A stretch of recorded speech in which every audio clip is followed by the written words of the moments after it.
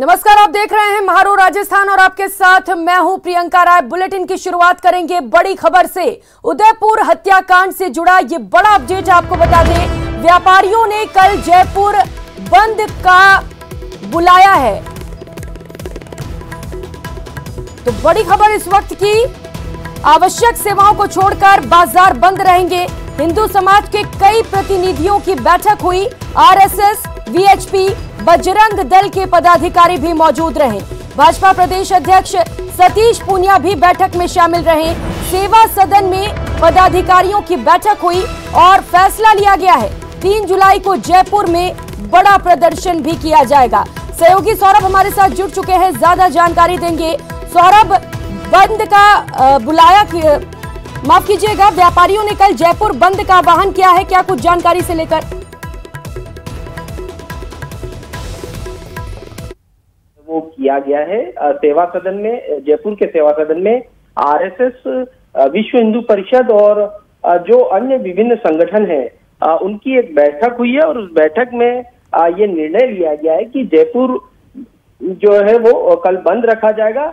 उनका साफ तौर पर कहना था कि इस प्रकार की घटनाएं जो है वो बढ़ गई है और उदयपुर में जो घटना हुई है वो बहुत ही हैरान करने वाली घटना है और इसकी प्रतिक्रिया के रूप में समाज जो है वो कल स्वतः ही जो है वो बंद रखेगा। इस प्रकार का आह्वान जो है वो विश्व हिंदू परिषद और अन्य जितने भी संगठन हैं, जागरण मंच हो या फिर अन्य जो संगठन है, उनकी तरफ से ये फैसला जो है वो लिया गया है कि कल पूरे दिन भर जो है वो जयपुर बंद जो है वो किया जाएगा। जी सौरभ, इसके साथ ही खबर ये भी सामने आ रही है कि 3 जुलाई को जयपुर में बड़ा प्रदर्शन भी किया जाएगा। किस तरीके की तैयारियां इसे लेकर? जी बिल्कुल, देखिए क्योंकि विश्व हिंदू परिषद और अन्य संगठनों का कहना है कि अलग अलग दिन जो है वो कार्यक्रम जो है वो आयोजित किए जाएंगे। इस कड़ी में 1 तारीख को भी जो है वो जयपुर में बड़ा मार्च निकालने की तैयारी की जा रही है। साथ ही 3 तारीख को भी जो है वो बड़ा कार्यक्रम जो है वो करने की तैयारी जो है वो की जा रही है। तो अभी क्योंकि अभी कल जो है वो जयपुर बंद है, तो आने वाले दिनों में और भी निर्णय जो है वो विश्व हिंदू परिषद और तमाम जो अन्य संगठन है उनके द्वारा जो है वो लिए जाएंगे। लेकिन फिलहाल कल जो है वो जयपुर बंद का ऐलान जो है वो कर दिया गया है। संभवतः 1 तारीख को भी और 3 तारीख को भी बड़ा प्रदर्शन जो है वो जयपुर में हो सकता है। इसके अलावा जयपुर के अलावा ये भी बताया जा रहा है कि दूसरे जो जिले हैं वहां पर भी जो है वो बंद जो है वो कल हो सकता है। लेकिन उदयपुर संभाग के ज्यादातर जिलों में आज बंद रह चुका है, इसलिए आज से जयपुर जो है वो कल बंद रहेगा और अन्य जिले भी कल जो है वो बंद हो सकते हैं। जी सौरभ, जयपुर बंद बुलाया गया है और बताया जा रहा है कि आवश्यक सेवाओं में छूट भी रहेगी। कौन कौन सी वे सेवाएं हैं जिनके लिए छूट दी गई है और क्या कुछ परेशानियां हो सकती है इस दौरान लोगों को?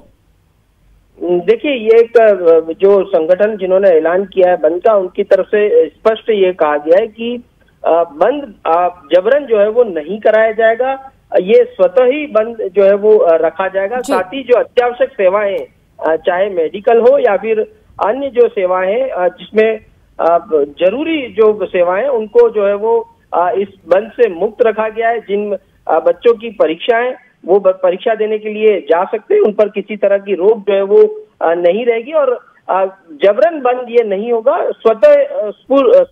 ठीक है, बहुत शुक्रिया आपका सौरभ तमाम जानकारियों के लिए। और रुक लेते इस बीच एक और बड़ी खबर का। उदयपुर हत्याकांड पर हाई लेवल मीटिंग बुलाई गई है। जयपुर में कुछ ही देर में हाई लेवल बैठक होगी। सीएम गहलोत ने सभी दलों की बैठक बुलाई है। एनआईए और एटीएस ने जांच शुरू कर दी है। फॉरेंसिक टीम ने सैंपल जुटाए हैं, तो मामले में एनआईए ने केस भी दर्ज किया है। कन्हैया लाल को 26 बार चाकू मारा गया है। कन्हैया की पोस्टमार्टम रिपोर्ट में ये बड़ा खुलासा हुआ है। कन्हैया के शरीर पर चोट के 26 निशान पाए गए हैं। तो अब से कुछ ही देर में हाई लेवल मीटिंग की शुरुआत होगी। बैठक बुलाई गई है मुख्यमंत्री अशोक गहलोत की ओर से और सभी दलों को बुलाया गया है। एनआईए और एटीएस ने फिलहाल मामले पर जांच शुरू कर दी है। फॉरेंसिक टीम ने सैंपल जुटाए हैं और पोस्टमार्टम रिपोर्ट भी सामने आ चुकी है। पोस्टमार्टम रिपोर्ट से बड़ा खुलासा हुआ है। कन्हैया लाल को 26 बार चाकू मारा गया है, तो कन्हैया के शरीर पर चोट के 26 निशान पाए गए हैं। तो बेहद अहम ये बैठक होने वाला है। कुछ ही देर में बैठक की शुरुआत भी होगी। मुख्यमंत्री अशोक गहलोत बैठक में शामिल होंगे और इसके साथ ही जांच के सभी दल भी बैठक में शामिल होंगे। तो मामले में एनआईए ने केस दर्ज कर लिया है और लगातार मामले पर जांच की जा रही है। फॉरेंसिक टीम ने सैंपल जुटा लिए हैं। जहां पर हत्या की वारदात को अंजाम दिया गया, वहां से फॉरेंसिक टीम ने तमाम साक्ष्य जुटाए हैं और इसके साथ ही पोस्टमार्टम रिपोर्ट भी आई है जिसमें बड़ा खुलासा हुआ है और कन्हैया के शरीर पर चोट के 26 निशान पाए गए हैं। सहयोगी दिनेश हमारे साथ जुड़ चुके हैं, ज्यादा जानकारी देंगे। दिनेश, बैठक को लेकर क्या कुछ जानकारी, कितने देर में इस बैठक की शुरुआत होगी? बिल्कुल, देखिए, मुख्यमंत्री निवास पर जो दलों के नेता हैं, विभिन्न दलों के, उनका पहुंचना शुरू हो गया है और कुछ ही देर में ये बैठक शुरू होगी। 6 बजे मीटिंग कॉल की गई थी, अभी नेता पहुंच रहे हैं और कुछ ही मिनटों बाद में ये बैठक जो है वो शुरू हो जाएगी। और इस बैठक का मकसद यही है खासतौर से कि सभी दल जो है वो एक साथ आए, क्योंकि ये मामला जो है राजनीति से परे मामला है और इस पर राजनीति अगर होगी तो और ज्यादा जो है लोग आक्रोशित होंगे। तो कवायद यही है कि सभी दल आए, एक साथ आकर लोगों से अपील करें शांति की, सौहार्द बनाए रखने की। और राजनीतिक दलों की ओर से जो अपील की जाती है उसका असर होता है, क्योंकि जनप्रतिनिधि जो है, नेता जो है, उनके सीधे संपर्क होते हैं लोगों से।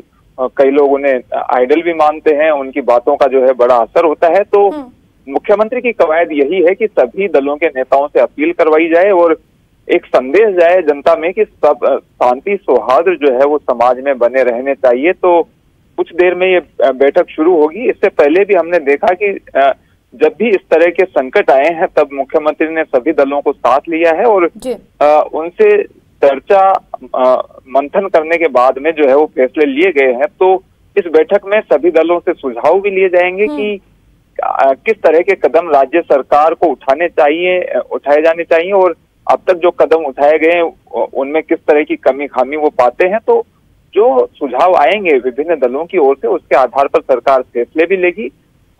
तो हमने कोरोना काल में भी देखा था कि कोरोना काल में भी इसी तरीके से सभी दलों को साथ लिया था। मुख्यमंत्री ने बार बार जो है उनके साथ बैठकें की और उसका जो है बड़ा असर भी देखने को मिला। अब जब एक और ये इस तरह का संकट है, जब इस तरह की आशंकाएं हैं कि इसकी आंच जो है वो दूसरे जिलों में भी फैल सकती है, क्योंकि ये मामला बहुत संवेदनशील है। और जी बिल्कुल, और दिनेश, जिस तरीके से हाई लेवल बैठक बुलाई गई है, सभी दलों को भी बुलाया गया है, सुझाव लिए जाएंगे, क्या ये माना जाए कि कुछ बड़े फैसले भी लिए जा सकते हैं इस बैठक में?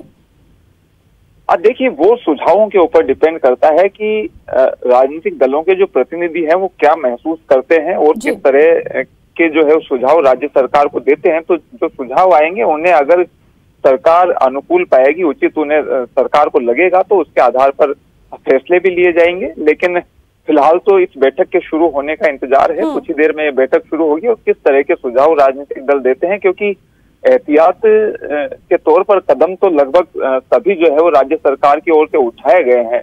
अब सरकार की कवायद यही है कि सभी राजनीतिक दलों की सहमति बने और सभी राजनीतिक दल, क्योंकि अगर राजनीतिक दल इस पर राजनीति करते हैं तो उसका एक गलत मैसेज भी जाता है और उससे भावनाओं के और ज्यादा भड़कने की आशंकाएं भी पैदा हो जाती है। तो सभी राजनीतिक दल शांति सौहार्द बनाए रखने की लोगों से अपील करें। ये जो है कवायद और मंशा जो है इस बैठक के पीछे मुख्यतया है। इसके साथ ही सुझाव लेना कि राजनीतिक दल क्या महसूस करते हैं और क्या कुछ फैसले आगे लिए जाने चाहिए, किस तरीके से इस पूरे जो संकट है, घटनाक्रम है, इससे किस तरीके से निपटे सरकार। तो इसकी जो है पूरी कवायद है और तमाम तरह की कवायदें राज्य सरकार की ओर से देखने को मिल रही है। कल से ही हम लगातार देख रहे हैं कि जी, और बिल्कुल दिनेश, जब बैठक की शुरुआत होगी तब पता चल सकेगा कि आखिर किस मकसद से इस बैठक को बुलाया गया है और क्या कुछ बड़े फैसले भी लिए जा सकते हैं। बहुत शुक्रिया आपका तमाम जानकारियों के लिए।